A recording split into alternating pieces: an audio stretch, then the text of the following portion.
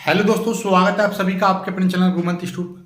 आज का ये वीडियो बीएससी मैथमेटिक्स के पेपर के बारे में है। काफी स्टूडेंट्स कमेंट कर रहे थे कि सर हमको पेपर पैटर्न के बारे में बताइए, अब की बार पेपर कैसा होने वाला है, क्योंकि बहुत सारी चीजें चेंज हुई हैं। जैसे कि पहले ईयरली एग्जाम होते थे, सेमेस्टर एग्जाम, सेमेस्टर में भी काफी चीजें अलग अलग हैं। तो उस तरीके से तो मैं स्पेशली बात कर रहा हूँ मेरठ यूनिवर्सिटी, बुंदेलखंड यूनिवर्सिटी और आपका लखनऊ यूनिवर्सिटी। ठीक है, इनके पेपर पैटर्न को मैं समझा रहा हूँ। बाकी मुझे लगता है कि इसी तरीके का पेपर पैटर्न बहुत ज्यादा यूनिवर्सिटीज में और कुछ यूनिवर्सिटी में इससे अलग भी है। ऐसा मत समझना कि हर जगह यही है, लेकिन हाँ, जहां तक आपका जो एमसीक्यू जिनमें नहीं चल रहा है सिस्टम, उनमें यही पेपर पैटर्न लगा हुआ है, तो इसलिए समझेंगे। सेमेस्टर वाइज और पेपर पैटर्न समझ लीजिएगा, बाकी और यूनिवर्सिटी का और स्टडी करके फिर मैं और आपको बताऊंगा। फिलहाल आप specially Meerut university, Lucknow university, Bundelkhand university, 3 university का तो आप ये पेपर पैटर्न है।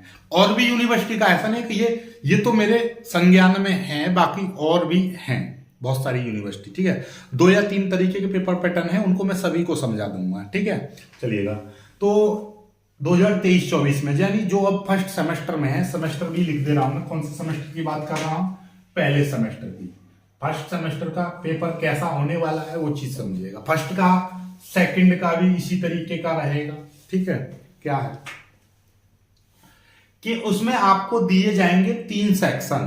3 सेक्शन पेपर में मिलेंगे, सेक्शन ए, ठीक है, और एक सेक्शन बी और एक आपका सेक्शन सी। ठीक है, चलिए। सेक्शन ए में रहेंगे वेरी शॉर्ट टाइप क्वेश्चंस, और इसमें आपको 5 क्वेश्चन मिलेंगे और आपको क्या करनी है, और मतलब इसमें से सभी प्रश्न, ठीक है, सभी प्रश्न आने वाले हैं। ठीक है, ये सारे प्रश्न आपको सॉल्व करने हैं। और इसमें क्या है कि यदि कोई सॉल्व करने वाला प्रश्न है तो कोई दिक्कत नहीं है, लेकिन यदि कोई थ्योरी वाला प्रश्न है तो उसमें आपको एटलीस्ट 75 वर्ड में थ्योरी लिखनी है। कितने वर्ड में? 75 वर्ड्स में आपको थ्योरी लिखनी है। एटलीस्ट कम से कम 75 वर्ड आपके होने चाहिए। एक क्वेश्चन को कितने मार्क्स दिए गए हैं? 3 मार्क्स, यानी कि सबसे छोटा क्वेश्चन आपका, वेरी शॉर्ट प्रश्न आपका 3 नंबर का रहेगा। यदि छोटे से छोटा प्रश्न भी आपका 3 नंबर का है, और 3 नंबर के ऐसे आपके 5 प्रश्न दिए जाएंगे जो कि आपका 15 नंबर का, यानी सेक्शन ए आपका 15 नंबर का है। क्लियर होगी बात? ठीक है, अब आगे की बात करते हैं। ठीक है आगे की बात करते हैं। तो ये आ गया शॉर्ट क्वेश्चन टाइप। इसमें कैसे प्रश्न रहेंगे? शॉर्ट क्वेश्चन टाइप प्रश्न। शॉर्ट प्रश्न का मतलब ये है कि यदि इसमें भी कोई यदि थ्योरी वाला प्रश्न आता है तो आपको कम से कम 200 वर्ड में थ्योरी लिखनी है। किसने में? 200। वैसे थ्योरी का होगा नहीं इसमें, थ्योरी वाले जितने भी है इसमें, जैसे कि लेबनिज थ्योरम का write down the statement of Lebanese theorem, इसमें तो सवाल आएंगे आपके प्रूव करने के लिए। ठीक है, लिमिट्स वगैरह के। ठीक, चलिएगा। तो इसमें 3 प्रश्न आपको दे रखे होंगे और इसमें से आंसर यानी 2 क्वेश्चंस, यानी कोई भी 2 क्वेश्चन आपको करने होंगे। यानी सेक्शन बी में आपको 3 प्रश्न, प्रश्न संख्या 6, प्रश्न संख्या 7, प्रश्न संख्या 8, इस तरीके के आपके दे रखे होंगे प्रश्न, और उनको सॉल्व करना है। और सॉल्व करने के लिए आपको क्या है, इनमें से 2 प्रश्न सॉल्व करने हैं, और एक प्रश्न के लिए कितने अंक दिए जाएंगे आपको? 7.5 नंबर मिलेगा।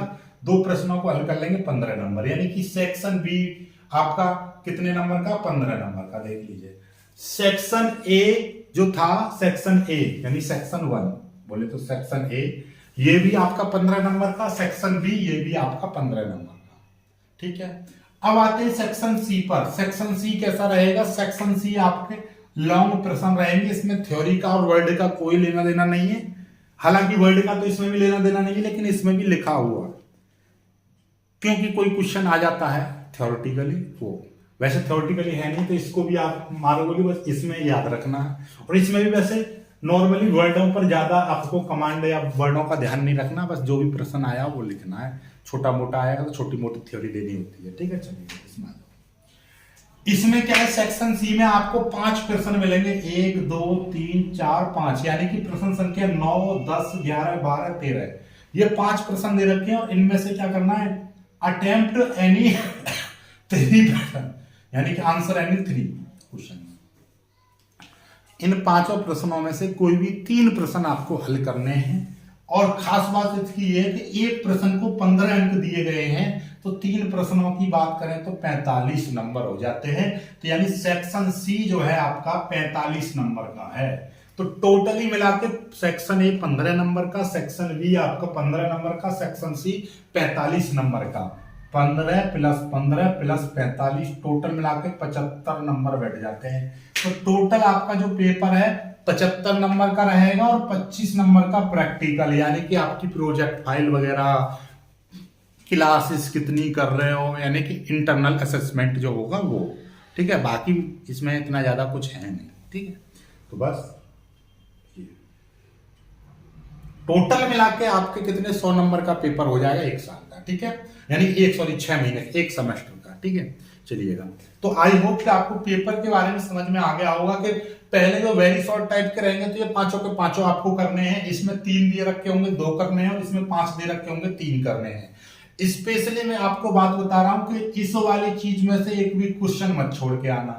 हो सकता है कि इसमें से आपने एक छोड़ दिया तो ऐसे समझ लो कि ये वाले सेक्शन के आपके पांचों के पांचों प्रश्न छोड़ दिए, इसलिए इसका एक भी प्रश्न ना छूटे पाए।